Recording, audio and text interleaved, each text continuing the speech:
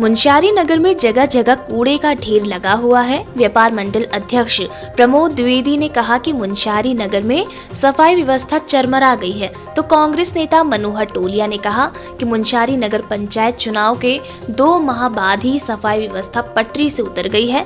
वहीं नगर पंचायत अध्यक्ष राजू पांगती ने कहा कि मुंशियारी नगर में कूड़े की समस्या, स्वच्छक की तैनाती, डंपिंग जोन आदि की मांग को लेकर वह सचिवालय गए हुए हैं। बहुत जल्द इन समस्याओं का समाधान हो जाएगा। मुंशियारी नगर में कूड़े का अंबार लग गया है जहीं तहाँ, और पूरी सफाई व्यवस्था पूरे बाजार में चरमराई हुई है।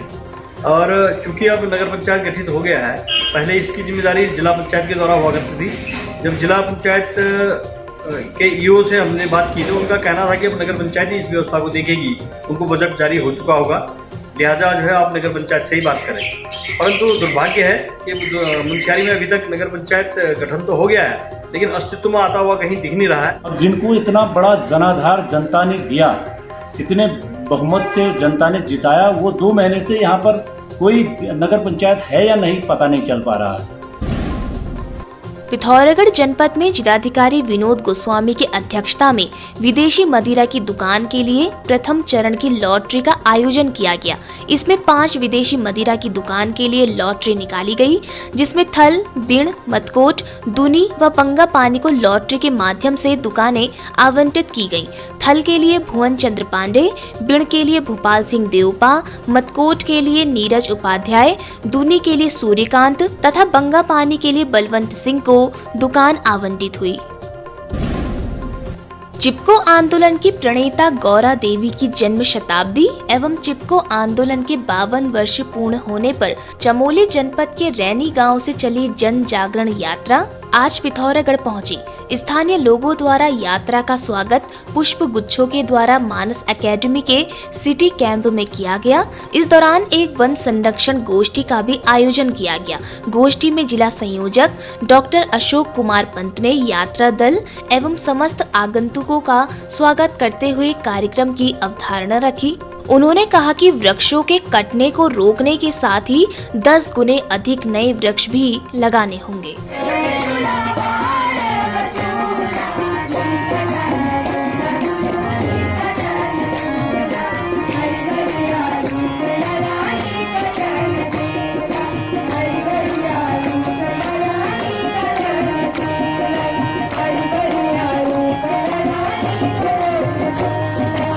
विद्या भवन अब शिफ्ट हो चुका है नए पते पर।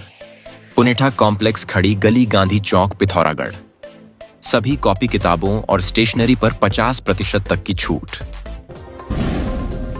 नाबालिग का शारीरिक शोषण करने वाले अभियुक्त को थाना नाचनी पुलिस ने गिरफ्तार किया है। पुलिस से मिली जानकारी के अनुसार बीती 28 फरवरी को थाना नाचनी क्षेत्र अंतर्गत निवासी एक नाबालिग ने थाने में सूचना दी थी कि त्रिभुवन सिंह ने उसका शारीरिक शोषण किया है, जिस कारण वह गर्भवती हो गई है। मामले की गंभीरता को देखते हुए नाचनी पुलिस ने अभियुक्त त्रिभुवन सिंह पुत्र हीरा सिंह निवासी होकरा नाचनी को उसके घर से गिरफ्तार कर लिया है।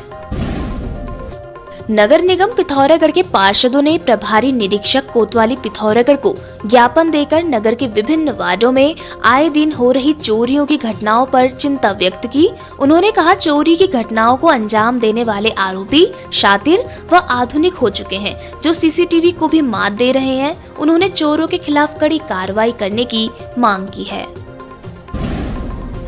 धारचूला नगर में पशुपालन विभाग की भूमि से नदी किनारे तक बाईपास सड़क स्वीकृत करने और स्थायी टैक्सी स्टैंड के लिए भूमि चयन करने की मांग को लेकर टैक्सी यूनियन ने एसडीएम धारचूला को ज्ञापन सौंपा। राज्य सरकार के 3 वर्ष पूर्ण होने पर आज जनपद पिथौरागढ़ के विकास खंड डीडीहाट में बहुउद्देश्य शिविर आयोजित हुआ। देहरादून के थाना सहसपुर क्षेत्र के अंतर्गत धर्मावाला में एक मां ने अपनी 7 माह की बच्ची को झाड़ फूंक के चक्कर में पानी की टंकी में डुबाकर उसकी जान ले ली। बच्ची पिछले कुछ दिनों से लगातार बीमार चल रही थी। बच्ची की बीमारी के कारण वह परेशान रहती थी। पुलिस ने पति मुंतजिर के तहरीर पर सादिया के खिलाफ हत्या का मुकदमा दर्ज कर उसे गिरफ्तार कर जेल भेज दिया है। ये थाना सहसपुर के ग्राम धर्मावाला का मामला है, जिसमें एक व्यक्ति मुंतजिर द्वारा थाने पे तहरीर दी गई है कि उनकी पत्नी साबिया द्वारा उनकी 7 माह की एक बालिका बरीरा उमर को पानी की टंकी में गिराया गया है तथा अपनी तहरीर में यह भी उल्लिखित किया है कि बच्ची कई दिनों से बीमार चल रही थी और उसके डॉक्टर और झाड़ फूक आदि भी चल रही थी। वो झाड़ फूक के लिए उसे ऊपर छत पे ले गई और फिर वापस जब आई तो और अपने कामों में लग गई। जब से काफ़ी पूछताछ के बच्ची के संबंध में पूछा गया तो फिर वो बच्ची पानी की टंकी में मिली। ये मुंतजिर और उनका भाई इस बच्ची को लेके अस्पताल गए, लेकिन डॉक्टर द्वारा उसे मृत घोषित किया गया। इस संबंध में उनके द्वारा दी गई तहरीर के आधार पर थाना सहसपुर पर BNS की धारा 105 के अंतर्गत अभियोग पंजीकृत किया गया है। सौर वैली पब्लिक स्कूल पिथौरागढ़, जहां हर सपना होता है साकार। स्मार्ट क्लासेस के माध्यम से शिक्षा अत्याधुनिक और रोचक, अनुभवी टीचिंग स्टाफ, विशाल लाइब्रेरी, आधुनिक science lab, coding, robotics, AI, drone technology, music, games and many more. जुड़िए सौर वैली पब्लिक स्कूल से और अपने बच्चों के उज्जवल भविष्य की नींव रखें। डोईवाला के लच्छीवाला टोल प्लाजा पर एक्सीडेंट मामले में फरार डंपर चालक गिरफ्तार हो गया है। आरोपी डंपर चालक को पुलिस ने डोईवाला से ही दबोचा है। आरोपी चालक के खिलाफ विभिन्न धाराओं में मुकदमा दर्ज किया गया है, जिसके बाद आगे की कार्रवाई की जा रही है। इस हादसे में कार सवार 2 लोगों की जान चली गई थी। नए शैक्षणिक सत्र का आगाज होने जा रहा है। ऐसे में हल्द्वानी में सिटी मजिस्ट्रेट AP वाजपेयी ने कहा कि पिछले साल की स्थितियों को देखते हुए इस बार शिक्षण सत्र शुरू होने से पहले ही सभी विद्यालयों के प्रधानाचार्य और प्रबंधकों के साथ शिक्षा विभाग समेत विभिन्न विभागों की कार्यशाला आयोजित की जा रही है। देखिए, इसको देखते हुए पूर्व में ही शिक्षा विभाग के द्वारा एक सर्कुलर सभी विद्यालयों के प्रबंधकों प्रधानाचार्यों को भेजा गया है कि उनको किन नियमों का पालन करना है।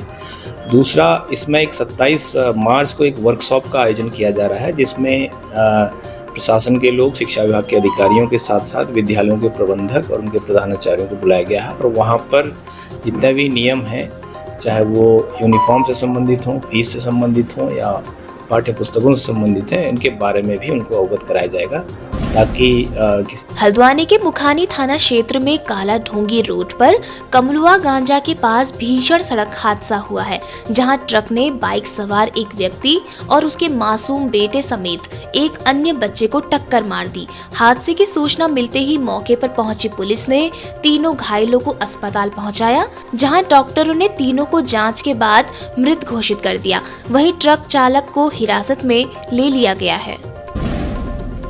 उत्तराखंड में धामी सरकार अवैध मदरसों के खिलाफ कार्रवाई कर रही है।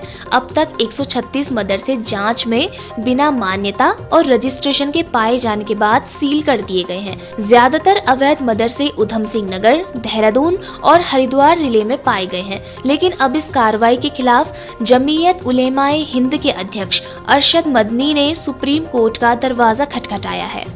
देखिए, मदरसा एक पाठशाला है। मदरसा शब्द का मतलब है कि यहाँ इल्म हासिल करने की जगह है और हम ये समझते हैं कि ये हकीकत के ख़िलाफ़ है जो रिपोर्ट्स वहाँ पेश की जा रही है कि हम मदरसे को अवैध बता रहे हैं। आर्टिकल 21 में ये साफ़ सुथरी हमको कानून ने हक़ दिया है कि हम अपनी मजहबी इदारों को, मजहबी मदरसों को मजहबी तालीम के लिए इस्तेमाल कर सकते हैं। सो इसलिए मजहबी तालीम उन इदारों में और मदरसों में कुरान पढ़ाया जा रहा है, उर्दू और अरबी पढ़ाई जा रही है। तो हम ये समझते हैं कि ये जो कार्रवाई हो रही है स्टेट गवर्नमेंट की तरफ से, ये इंतहाई गलत है। JB मेमोरियल मानस एकेडमी पिथौरागढ़ एक ऐसा विद्यालय जहां बच्चे सिर्फ पढ़ते नहीं बल्कि खुलकर सीखते हैं, बढ़ते हैं और उड़ान भरते हैं। एक ऐसा विद्यालय जहां मानसिक विकास के साथ साथ शारीरिक विकास पर भी ध्यान दिया जाता है। लैब, स्पोर्ट्स, लाइब्रेरी सभी सुविधाओं से सुसज्जित। बच्चों की रुचि और प्रतिभा को पहचान कर उन्हें मंच प्रदान करने वाला एकमात्र विद्यालय। सभी कक्षाओं हेतु प्रवेश प्रारंभ हो चुके हैं।